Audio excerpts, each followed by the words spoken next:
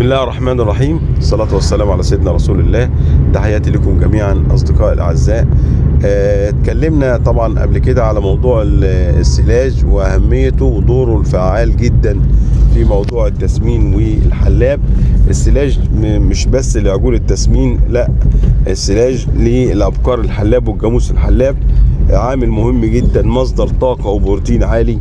هو طبعا طاقة أساسا، مصدر طاقة، لكن في نسبة بروتين كويسة جدا بتغذي الحيوان وبتغذي الأبقار الحلاب وبتزود إضرار اللبن، وليه مميزات كتير جدا جدا، بالذات لو عملت السلاج ده من الذرة بالكيزان بتاعتها بيبقى مصدر طاقة كويس جدا، مصدر بروتين كويس جدا.